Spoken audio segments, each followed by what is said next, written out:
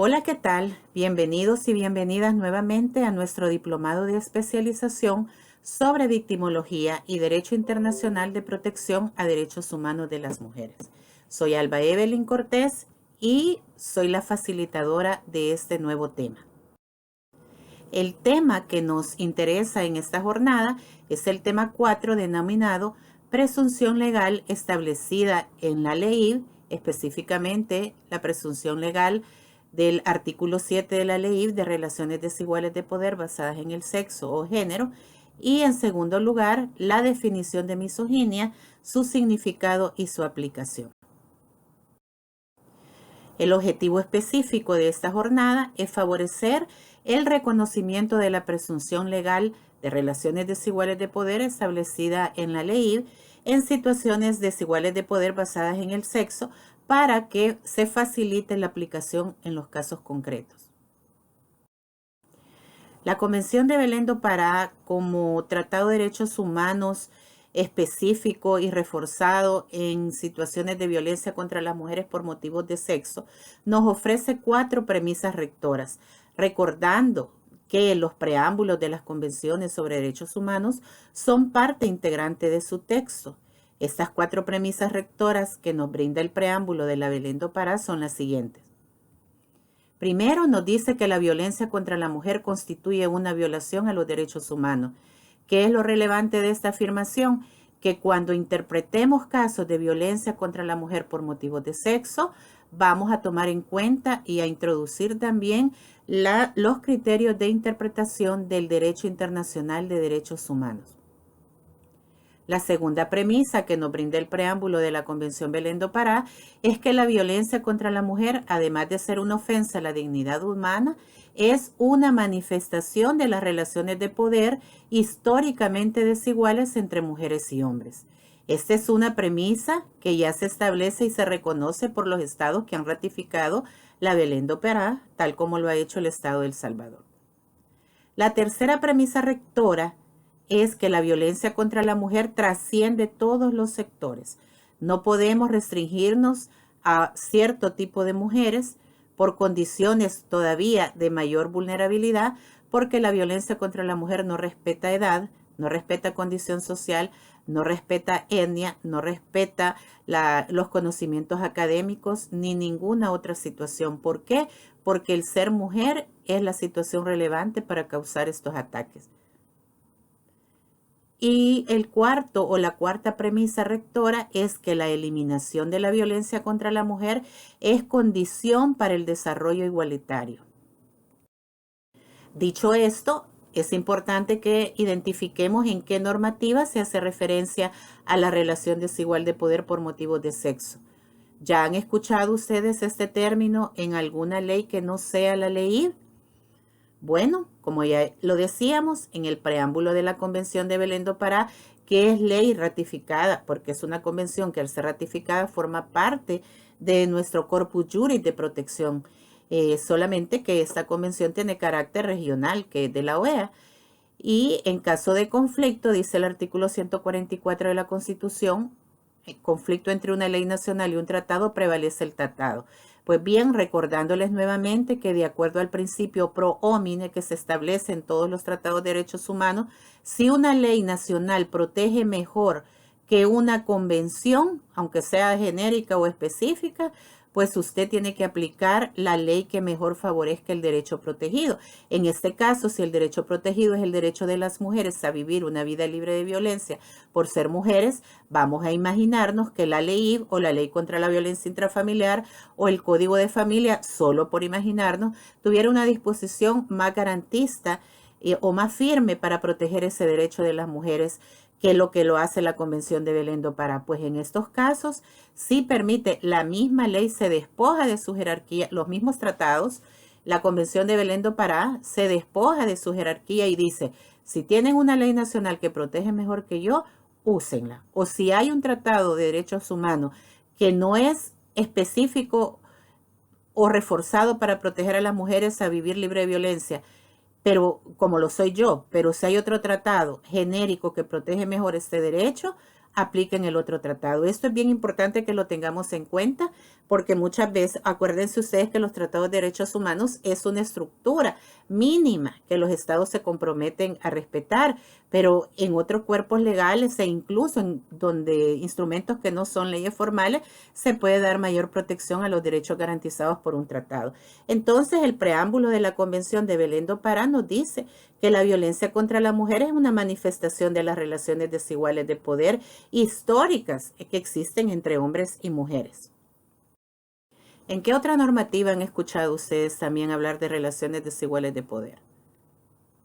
Bueno, la Declaración sobre la Eliminación de la Violencia contra la Mujer de Naciones Unidas de 1993, imagínense desde cuándo ya nos decía esta declaración, que la violencia contra la mujer constituye una manifestación de relaciones de poder históricamente desiguales entre el hombre y la mujer, y que han conducido a la dominación de la mujer y a la discriminación en su contra por parte del hombre.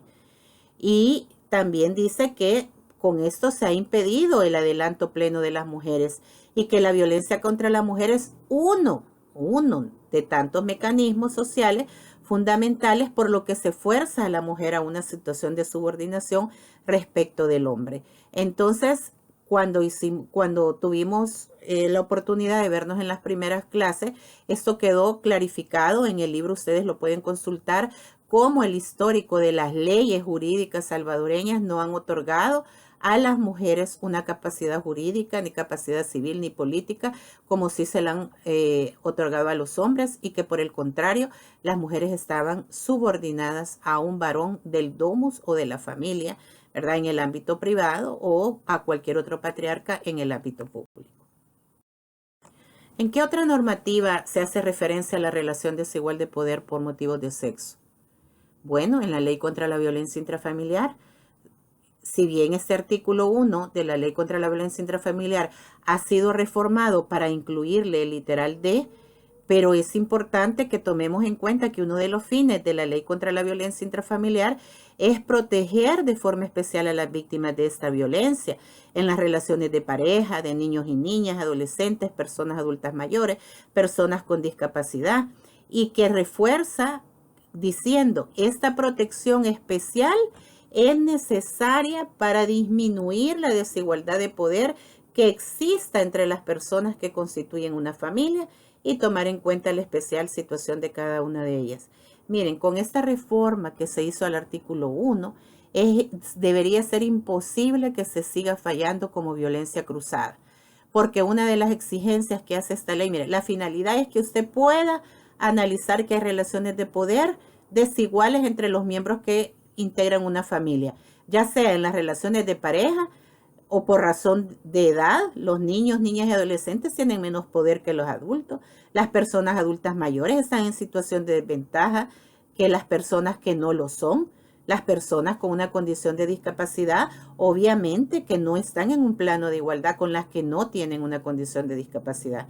Entonces, cuando vemos un fallo que dicen, sí, se ha comprobado que el señor X causó violencia física contra su esposa.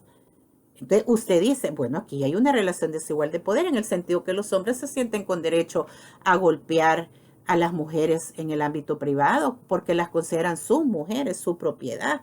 Esto es dijéramos, una costumbre, que ya la ley no lo permite, pero por costumbre, por práctica cultural se sigue haciendo. En esos casos, si usted ya tiene un responsable de violar el derecho a las mujeres a vivir libres de violencia por ser mujer en el ámbito privado, que es el único ámbito en que se ocupa la ley contra la violencia intrafamiliar, mal haríamos en decir que la víctima de violencia contra la mujer por ser mujer también es victimaria de su agresor o atacante que tiene superioridad. Y de ahí que muchos fallos que todavía se están dando con violencia cruzada son ilegales. Cuando ustedes como personas juzgadoras atacan esta violencia, están derrumbando el mecanismo social de subordinación. Y con lo mismo están ustedes deconstruyendo este contexto de violencia. De ahí que la sanción a la violencia contra la mujer tiene que darse. No podemos utilizar prácticas que vienen a conducir a una impunidad. La presunción legal y descripción de las relaciones desiguales de poder y de confianza por razones de sexo están definidas en el artículo 7 de la ley. Cuando uno dice, bueno, sí, la ley contra la violencia intrafamiliar me dice que yo tengo que desarmar esas relaciones desiguales de poder. Ajá, pero ¿qué son las relaciones desiguales de poder? En este caso, basadas en el sexo o en el género. Bueno, la ley especial integral para una vida libre de violencia para las mujeres, en su artículo 7, nos define qué son las relaciones de poder y qué son las relaciones de confianza. Son dos definiciones que hay aquí.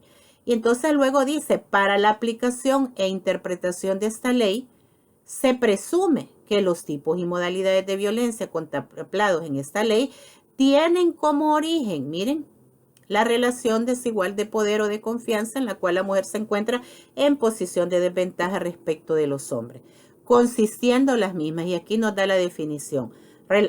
Relaciones de poder son las caracterizadas por la asimetría. Recuérdense que lo asimétrico es lo que no es recto, ¿verdad? Lo que no es equilibrado. El dominio y el control de una o varias personas sobre otras.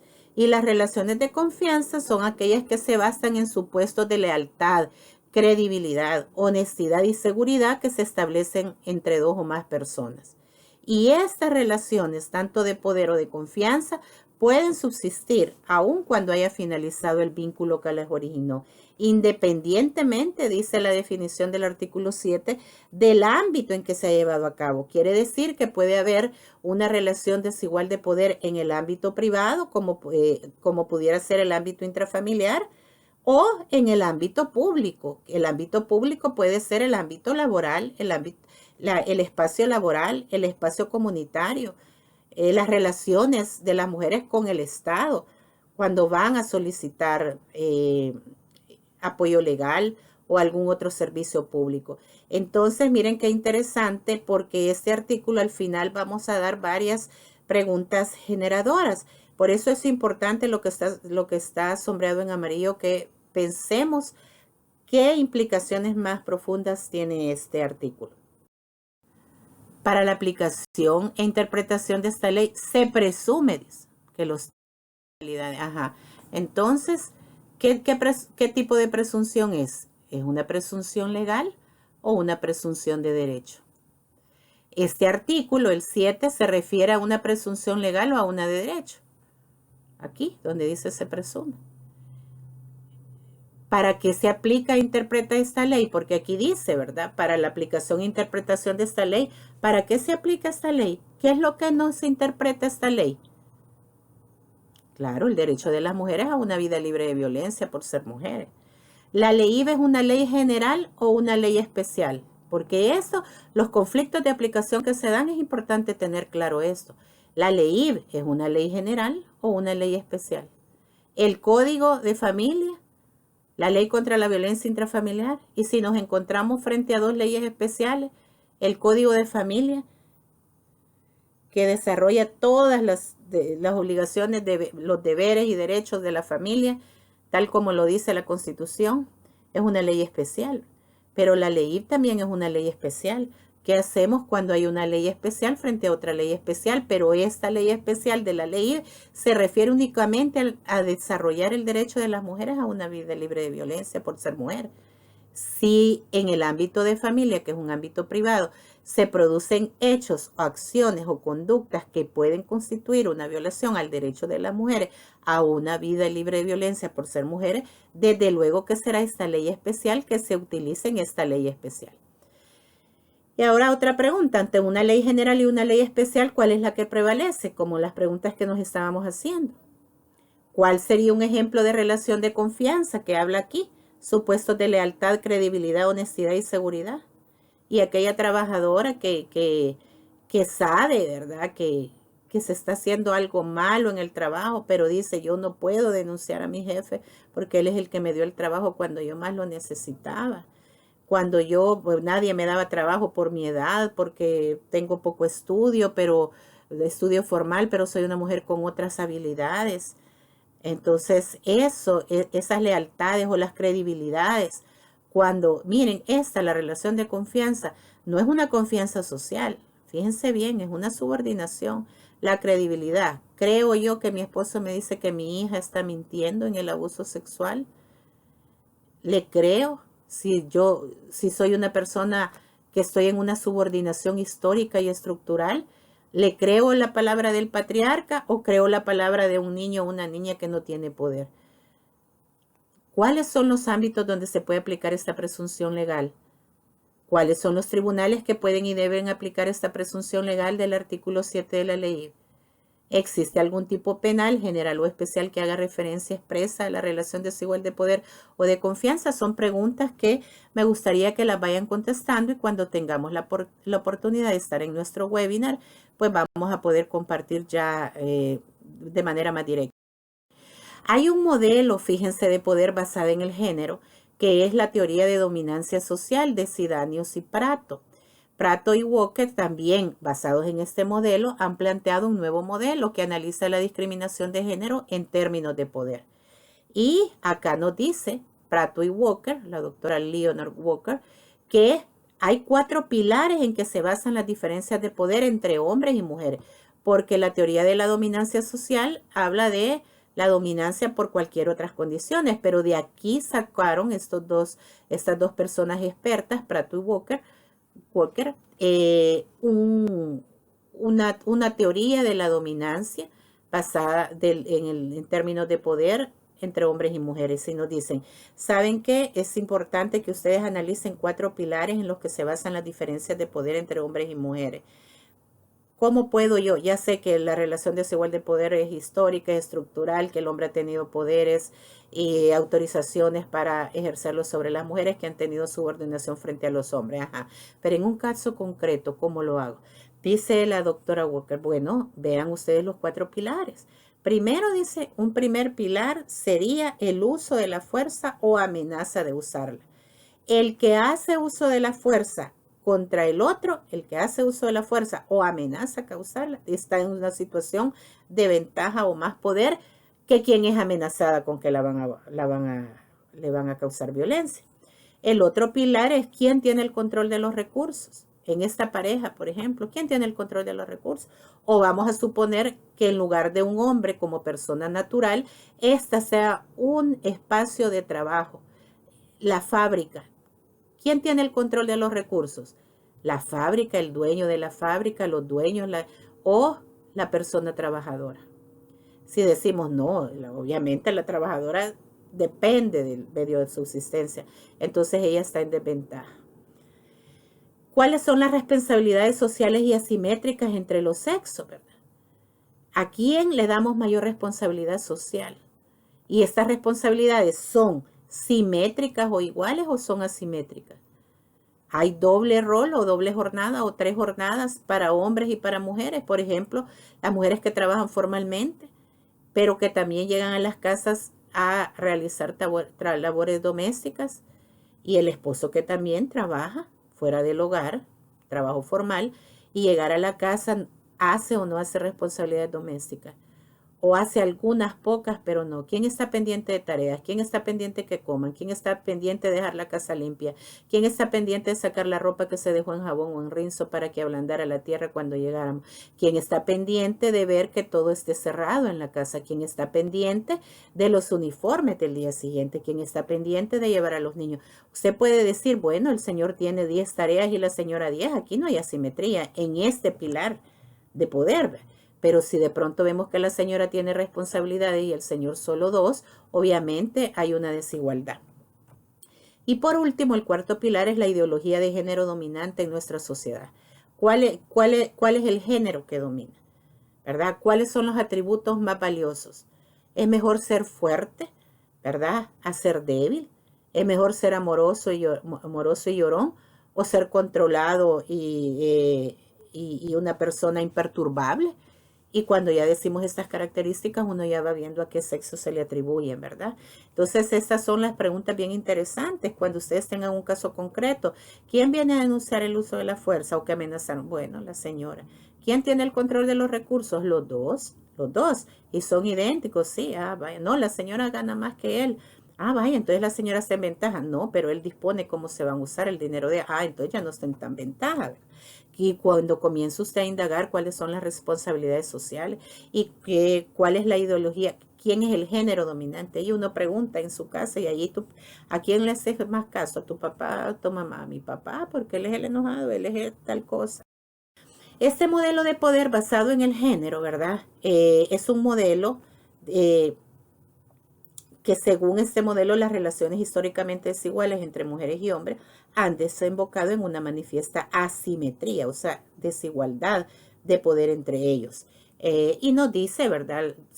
Estas personas, la doctora Walker y Prato, que en esos 4 pilares que ya vimos, ¿verdad? El uso de la amenaza de la fuerza, el control de recursos, las asimétricas responsabilidades sociales y la ideología de género dominante, no son estáticas, sino que son dinámicos estos pilares.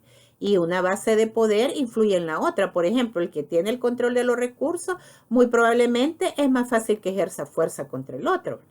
Y quien adquiere poder en una base, por ejemplo, el uso de la fuerza, es más fácil que adquiera poder en las otras, por ejemplo, asimétricas responsabilidades sociales o el control de los recursos, hay asimétrica. Bueno, yo doy el dinero, yo aporto, yo soy el que sale a trabajar formalmente, entonces usted va a tener más responsabilidades domésticas y en eso yo no me involucro, yo doy el dinero. La teoría de la dominancia social propone 3 clasificaciones de las jerarquías sociales. Por ejemplo, dice hay unas asignadas arbitrariamente, como sería la raza, la etnia, la clase social, pero hay otras, ¿verdad? Como las basadas en la edad y las basadas en el género, en el sexo, que estas sí muestran un patrón mundial consistente. Por ejemplo, estas son construidas socialmente y en algunos países no tienen mayor impacto. Las asignadas arbitrariamente como raza, etnia, clase social, religión, orientación sexual, aspecto físico, etc. Pero las basadas en la edad y las de género tienen un patrón mundial bastante consistente en común. Pues por una parte el incremento de la edad da lugar a un mayor estatus y poder. Y por otra, los hombres son considerados de mayor estatus y poder que las mujeres. Es decir, estas jerarquías sociales de edad y de género son más fijas y estables. Son en esta jerarquía basada en el género que surge el modelo de poder basado en el género de Sidanus y Prato. Las aportaciones de la teoría de la dominancia social al análisis de la discriminación de género, yo les recomiendo porque he tomado de la doctora María de Rosario Castillo Mayén y la doctora Verges estas 3 presentaciones, esas 3 láminas que acabo de pasar. Ahí tienen ustedes incluso el correo electrónico de la doctora Castillo Mayén. Y la teoría de la dominancia social, ¿verdad? Nos ha dado ciertas aportaciones. Por ejemplo, nos dice que hay una relación fija y estable entre el género y la orientación a la dominancia social. Nos dicen que esta teoría establece que los grupos dominantes van a ejercer algún tipo de discriminación contra los grupos subordinados, que los hombres van a presentar un mayor nivel de dominancia social en comparación con las mujeres debido a razones evolutivas y estrategias de reproducción, y que no obstante investigaciones recientes señalan la existencia de variables psicosociales que median dicha relación, los hallazgos encontrados en esta línea permiten siempre analizar de mejor manera la discriminación de género, pudiendo indicar futuras vías de intervención. Bueno, entonces es importante que sepamos que cuando hablamos de relación desigual de poder basada en el sexo, implicará que históricamente y estructuralmente hay uno de los sexos que está en desventaja o discriminación, que son las mujeres. Y esa es la parte que el Estado se ha comprometido a combatir. No pueden haber aquí sexos superiores sobre el otro. Y no es cierto que cuando vamos a eliminar la discriminación contra uno de los sexos y lo ponemos en el plano de igualdad con el otro que era dominante, estamos causando dominancia en el otro, sino que lo que se está implementando son sistemas de equidad. La misoginia. ¿Qué es la misoginia? Un término muy de boga cuando hablamos y es un término que no podemos obviar cuando vamos a hablar de violencia contra las mujeres por ser mujeres. Bueno, la violencia contra las mujeres tiene diferentes niveles de magnitud e intensidad. Es claro, ¿verdad?, que no todos los casos de violencia contra la mujer tienen el mismo nivel. La magnitud se refiere al aumento de los casos y la intensidad se refiere al aumento de la crueldad. Muchas veces los casos han estado tan disparados de violencia contra la mujer como en los años 2010-2011, que El Salvador se lleva el primer lugar por el Centro Reina Sofía del país de las Américas con más feminicidios contra las mujeres. Aquí la magnitud era galopante. En el año 2020, por distintas razones que no voy a tocar acá, especialmente por la pandemia COVID-19, los casos han bajado. En los casos de feminicidio, dijéramos, la magnitud va a la disminución, pero la intensidad, el aumento de la crueldad está aumentando. Y vemos cómo hay muchos feminicidios de hombres que están matando a sus parejas frente a sus hijos. Que imagínense que me quiten la vida ya es un sufrimiento, pero que lo hagan, el acto de crueldad frente a mis hijos, que son valores simbólicos, el amor, el respeto a ellos, y ver que mi hijo ve cómo me están cegando la vida y que ese hombre que me cega la vida es su propio padre. Entonces la intensidad en la crueldad aumenta, que corten mis partes y las esparzan por los charcos, por los ríos, por los basureros. También aumenta la crueldad en estos casos de violencia extrema contra las mujeres. Pues bien, la violencia contra la mujer tiene diferentes niveles, ¿verdad? Pudiéramos decir que el nivel 1 es la ginopia o la invisibilización de las mujeres. Ni siquiera pensamos en ellas como grupos poblacionales de importancia. Y esto va aumentando. Esto es sexismo, ¿verdad? Que considera a la mujer inferior. Y llegamos hasta el punto 10 del máximo sexismo, que aquí sí ya hay un odio, ya hay un menosprecio a la condición de mujer y todo lo relacionado a lo femenino. Y aquí es donde estamos con la misoginia. Quiere decir que misoginia es el nivel más intenso de sexismo. Sexismo considerando cuando se considera que los hombres tienen mayor poder contra las mujeres. Entonces, en esto es importante conocer el origen etimológico de la palabra. ¿Verdad? Tiene un origen griego, misoginia. De miseo, odio, chine, mujer, y a, sufijo que significa acción, odio contra las mujeres. Recuérdense que el gine, o mujeres, ¿verdad? Recuérdense en la antigua Grecia el gineceo, el lugar de las mujeres, que era la parte de atrás de la casa, cuando no podían interrelacionarse los hombres con las mujeres. Bueno, de acuerdo a la definición que nos da el artículo 8, letra D de la ley, la misoginia son aquellas conductas de odio, entiéndase odio no como una conducta social, sino que una conducta de discriminación o menosprecio, implícita o explícita contra todo lo relacionado con lo femenino, tales como rechazo, aversión, desprecio contra las mujeres. Esa es la misoginia. Entonces vamos a entender por misoginia esas conductas de odio o menosprecio a la condición de mujer. ¿Y quién tiene la conducta misógina? Quien se siente y quien está montado dentro de esa estructura de discriminación contra las mujeres, quien tiene el ámbito de poder. En estos casos, entre personas naturales, es el hombre contra la mujer. Si nos hacemos como una estructura de lo que acabamos de leer, vamos a comprender que la misoginia es el odio o menosprecio a lo femenino. Este odio es discriminación. Esto es explícita, ¿verdad? O implícita. Ya sea es explícita por exclusión, rechazo, desprecio, aversión, pero a veces es como un poco invisible, implícita, ¿verdad? Cuando se invisibiliza a la mujer o hay cierta descalificación. La misoginia como actitud desde la psicología social nos dice, ¿verdad?, que es una actitud que se entiende de negativa y estereotipada hacia la creencia o basada en la creencia que las mujeres son inferiores y los hombres son superiores. Algunas preguntas generadoras sobre la misoginia basadas en el artículo 8, letra D de la ley, serían las siguientes. ¿La misoginia existe? ¿Creen ustedes que existe la misoginia? Ese menosprecio hacia las mujeres. Todavía habrá personas que pueden llegar a la misoginia, hombres que pueden llegar a la misoginia. Porque cuando decimos, mire, es que hay sexismo, incluso los chistes, los micromachismos, los dichos a favor de las canciones, bueno, pero todavía no las han herido, no les han causado daños a la salud psicológica o física.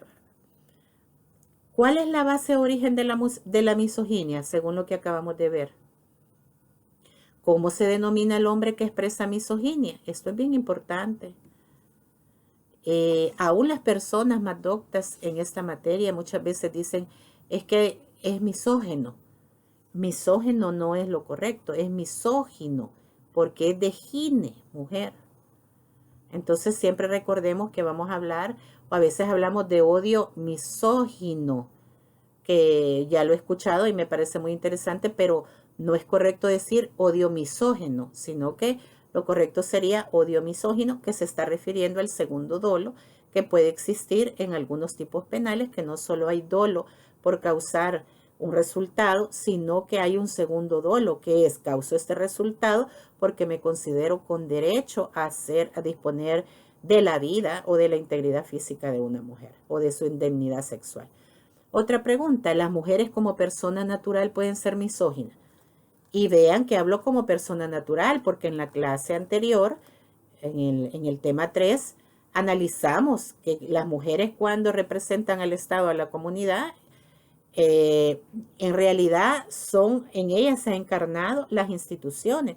Por lo tanto, los causantes de la violencia contra la mujer serían las instituciones privadas o públicas, como sería el Estado. Pero estoy hablando aquí, mujeres como persona natural. Una mujer X frente a otra mujer puede actuar con misoginia contra ella. ¿Pueden ser misóginas las mujeres? Y por favor no lo busquemos en el internet, que ahí cualquier mentira se pone. Es en base a toda la doctrina que estamos dando, a todos los conceptos, a toda la base de la ley. ¿Puede existir misoginia institucional o laboral? ¿Pueden haber instituciones que causan un menosprecio total a las mujeres? Por ejemplo, una institución de enseñanza de la doctrina militar, las escuelas militares, cuando negaban totalmente el ingreso de mujeres, podemos decir que era una institución misógina. ¿En qué año la Escuela Militar de El Salvador permitió el ingreso de mujeres formalmente para que estudiaran la carrera militar aquí en El Salvador? ¿Sabe usted en qué año fue? Y antes de ese año era prohibido que ingresaran las mujeres.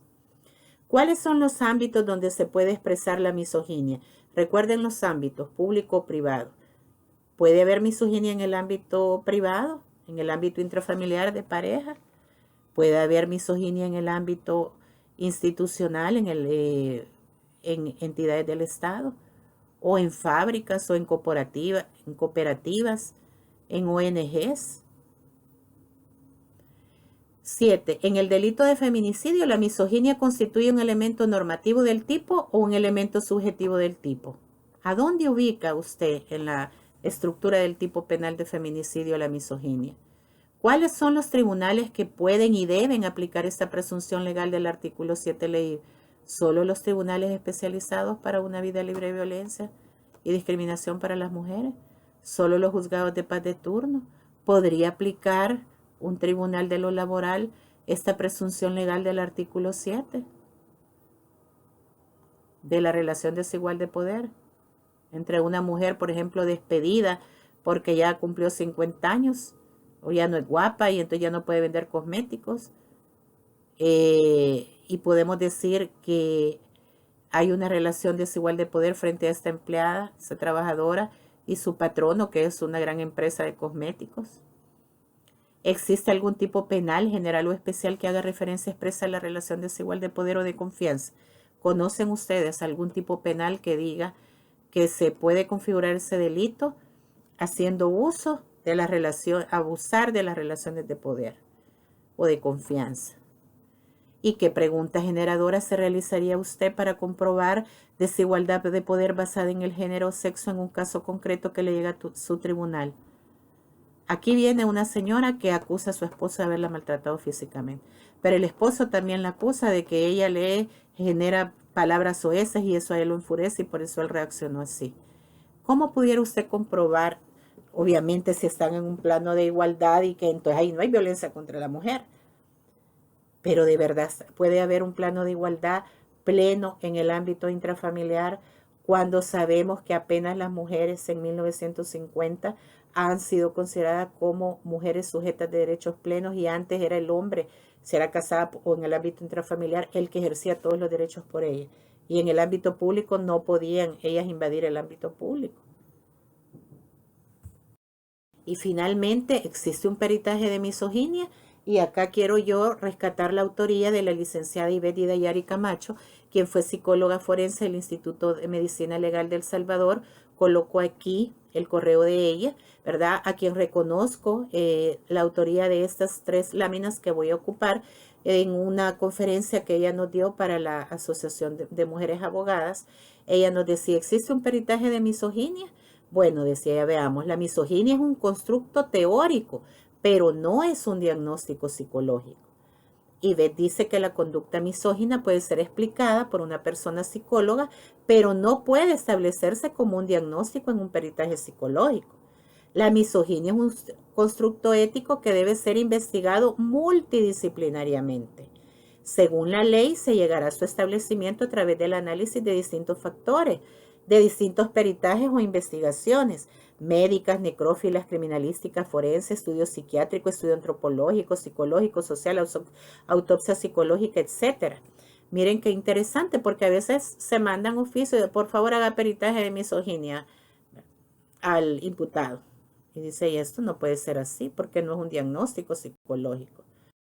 Entonces, ¿qué es lo que hacemos desde la psicología forense? Bueno, los aportes del peritaje psicológico en ella, la mujer, es el establecimiento de las características psicológicas de la víctima, las reacciones psicológicas ante el continuum de violencia, abusos o maltratos que recibe, y el diagnóstico del síndrome de la mujer agredida, SMA, ¿verdad? Para ver si lo presenta en él o en el hombre. ¿Qué es lo que puede hacer la psicología forense? Establecimiento de las características o rasgos psicológicos de personalidad del agresor que comúnmente manifiestan los agresores en estos casos. Ivette Camacho dice que otros estudios, como la autopsia psicológica, que es un estudio retrospectivo de la persona, nos puede apoyar en la investigación misógina. Por ejemplo, aplicándolo en la autopsia psicológica a la investigación del feminicidio, la autopsia psicológica permitirá conocer si la fallecida presentaba características psicológicas y sociales de una mujer que estuviera siendo agredida. También indicios de un continuum de violencia, el tipo de la relación que el agresor sostenía con ella, la superioridad que había entre uno y otro, los abusos, maltratos recibidos con anterioridad. También dice que esta autopsia psicológica contribuye a confirmar hipótesis sobre el perfil de una mujer violentada de forma reiterada y que por ello hubiera estado expuesta a una condición de mayor riesgo o vulnerabilidad. Recuerden ustedes que esta autopsia psicológica es un estudio multidisciplinario. El peritaje antropológico sociocultural dice que es otro aporte de las ciencias, que este peritaje nos puede ayudar a determinar el entorno social o cultural del imputado. ¿Cuáles son las costumbres o prácticas sociales o culturales prevalentes de la discriminación o de valorización de las mujeres? ¿Qué mujeres son las que valen en este contexto cultural? Bueno, si el imputado presenta patrones culturales y sociales orientadas a conductas misóginas o de discriminación o desprecio contra las mujeres determinadas en su entorno, este peritaje antropológico cultural lo puede determinar, y apoyándose en el trabajo de campo y en los resultados de los dictámenes emitidos en las especialidades afines a su materia, lo cual es importante en la comprobación, por ejemplo, del delito de feminicidio. Y el peritaje social forense, que investiga las relaciones sociales, el tipo de relación que el agresor establecía con la víctima y otras mujeres, si estas relaciones denotaban maltrato, superioridad, expectativas, actitudes acorde a las conductas misóginas, ¿verdad? Conclusión, dice Ivette Camacho, la personalidad misógina es un constructo con diferentes dimensiones, tanto antropológico, psicológico, social y psiquiátrica. Por lo tanto, la misoginia no es un diagnóstico psicológico, no hay peritaje psicológico de la misoginia, pero sí, como les decía, nos podemos apoyar con los otros tipos de... La bibliografía de referencia utilizada se menciona acá. Hacemos siempre hacer mención las autoras, su servidora Alba Evelyn Cortés y de Ivette Idayari Camacho como psicóloga forense en los contenidos que fueran de autoría. Muchas gracias por su atención.